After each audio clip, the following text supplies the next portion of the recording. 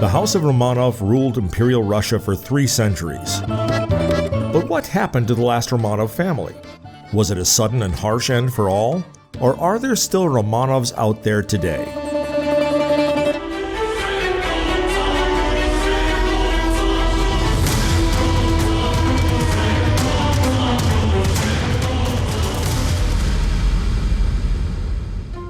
In 1613, after 15 years of succession disputes, Mikhail Romanov was elected as Tsar of Russia by the Russian parliament. He was a distant cousin of the last Rurikid Tsar Feodor I, whose death had left Russia in a state of chaos and constant fights for the throne. During Mikhail's reign, Russia conquered most of Siberia and expanded to the Pacific Ocean. This was going to be one of the many actions that the Romanovs did to unify Russia.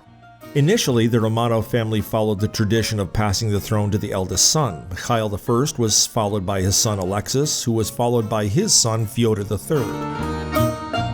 The succession would become less and less conventional. When Fyodor died, his brother Ivan V and half-brother Peter I were disputing each other's claims to the throne.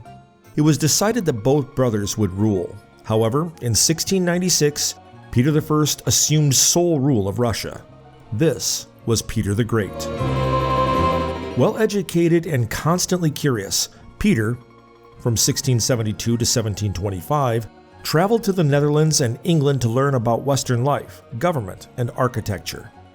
Inspired by his travels, he carried out an unprecedented reform to the Tsardom of Russia, which became the Russian Empire under his rule. He founded colleges, encouraged the nobility to educate their children, and promoted people to high rank based on merit rather than birth. This cultural revolution replaced a medieval Russia with a modern one, based on the European Enlightenment. The greatest example is the city of St. Petersburg, founded by Peter in 1703. St. Petersburg gave Russia direct sea access to Europe, opening opportunities for trade and conquest. In 1712, St. Petersburg became Russia's capital, a symbol of a westernized Russian empire. Peter copied not only the Baroque architectural style and French-style dress, but also the model of enlightened despotism. In 1721, Peter proclaimed himself Emperor of Russia. Under his reign, the Russian Empire became a strong state with a reformed army. Peter's successful offensive against Sweden gave him control of the Baltic Sea. After the death of Peter III in 1725, his wife, Catherine II, took the throne. What followed was a chaotic process of succession to the throne without any apparent rule. When she was 16, Catherine II, a German princess, was brought to Russia to marry Emperor Peter III. Peter showed erratic behavior, counterproductive to any political affairs. Historians suggest that he had a mental illness from birth or as a result of a childhood illness. Catherine and Peter's marriage was without connection or communication. Both of them had lovers, and Catherine had 2 illegitimate sons. Peter tried to get rid of them multiple times. He even burned their own house while Catherine was giving birth. Catherine had planned her rise to power slowly and carefully. In 1762, she had gained enough support to be crowned as empress. Peter wasn't aware of this, and as he called on his soldiers to search for his wife, they joined her. Peter planned to take the soldiers' wives hostage as revenge. In Kronstadt, the imperial army denied his entry back into St. Petersburg until he recognized Catherine's title. A week later, Peter died under house arrest. Catherine the Great was well-read and, just like Peter the Great, inspired by European culture. She promoted education and the arts, sponsored translations of foreign literature, and wrote books herself. She founded the first state-financed university for women in Europe. She also increased Russia's imperial strength, gaining victories over the Ottoman Empire, something that Peter the Great had failed to do. Catherine was succeeded by her son Paul, who was eliminated by people supporting his son Alexander I. After Alexander's death, his brother Nikolai I ruled for 30 years until 1855. Nikolai's 2 sons ruled briefly, before Nikolai II would take the throne for the last time in 1894. Nikolai II had a poor track record as a leader and was unpopular with the people of Russia throughout his reign. Nicholas is a dogmatic decision maker. That's why he consistently ignores advice from good policymakers. His inability to make decisions even earned him a popular joke. The most powerful people in Russia are the emperor and whoever had spoken to him last. He had lost a battle with Japan after trying to expand the empire. In 1905, the people held a protest in St. Petersburg demanding reform. The police fired shots at the peaceful protesters, leading to hundreds of deaths and injuries.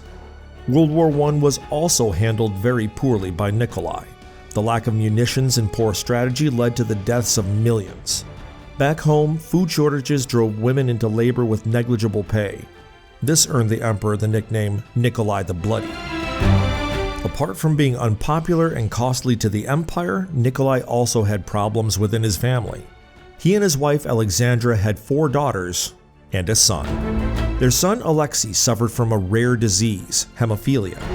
This prevented his blood from clotting normally and meant that he often had to stay in bed. Though royal families were rarely close to their children, Nikolai and Alexandra were very close to theirs. Alexei's disease could have been the foundation for this close bond. Alexandra was born in Germany and was the granddaughter of Britain's Queen Victoria. Her heritage made her unpopular with the people who saw her as an outsider. This made her paranoid and demanding.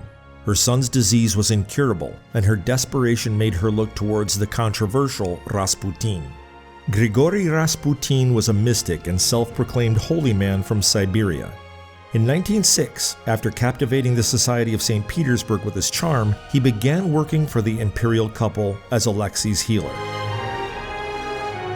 It feels like he really understands those he talks to. It feels like he's a very warm and caring person, and actually a lot of his advice is really humane. Rasputin was a divisive figure in the palace. Some saw him as a prophet and visionary, some as a religious charlatan. Rasputin gained the trust of the Romanovs, reassuring Nikolai as a leader and attending to Alexandra's anxieties. He reportedly alleviated Alexei's pain and made his disease more manageable. Rasputin's influence at court grew increasingly over the years. He even convinced Alexandra that Alexei's health would be linked to the strength of the Romanov dynasty. This made his position inside the palace paramount. In March 1917, an announcement of new food rationing brought 100,000 people on a strike, demanding the end of the Tsarate. Nikolai was away, and Alexandra took power in his absence. However, her friendship with Rasputin made her even more unpopular with the Russian people, who believed that Rasputin had his own political agenda and was manipulating Alexandra. The soldiers sent to disperse the crowd joined the protest.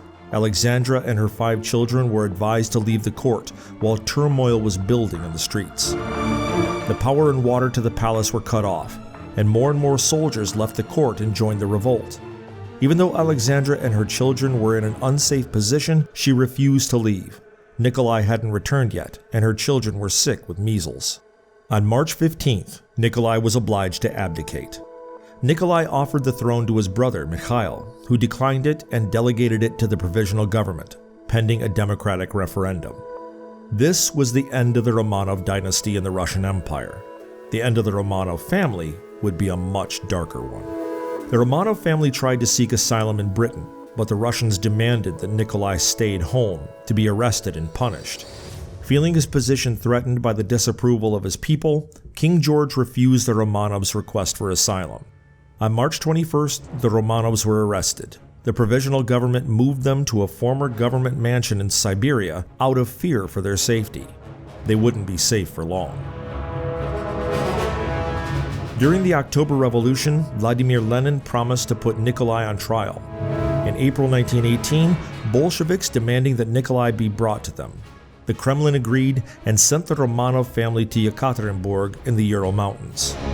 They were kept in the House of Special Purpose, its wooden walls preventing them from seeing the outside world. In July 1918, Bolsheviks learned that the White Army, an army loyal to the Tsar, was moving closer, trying to rescue the Romanovs.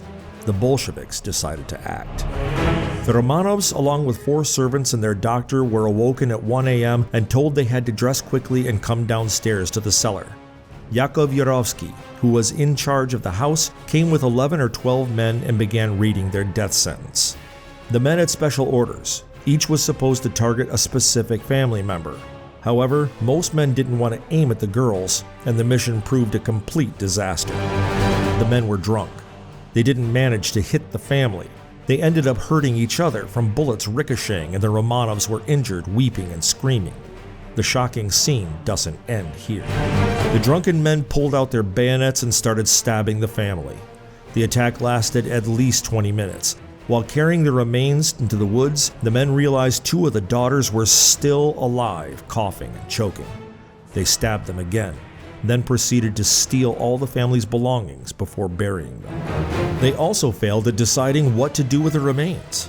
They loaded them onto a truck, which broke down, then carried them deeper into the woods, stripping the bodies and burning the clothes. They threw the remains into a mine shaft, which proved too shallow.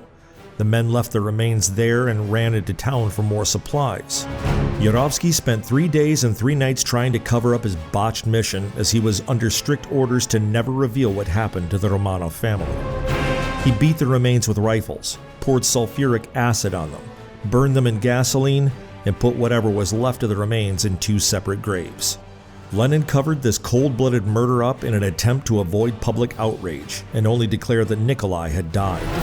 The remains of the royal family were found in 1979 and only made public after the collapse of the Soviet Union in 1991. At the time of the extermination, about a dozen Romanov relatives escaped the Bolsheviks. Russian royalists speak of hope that someday the royal family might reclaim the throne. Do you think there are still Romanov descendants out there? Should the Communist Party have handled the end of the empire differently? And should Russia address this terrible event more and reconcile with the past? Let us know what you think in the comments.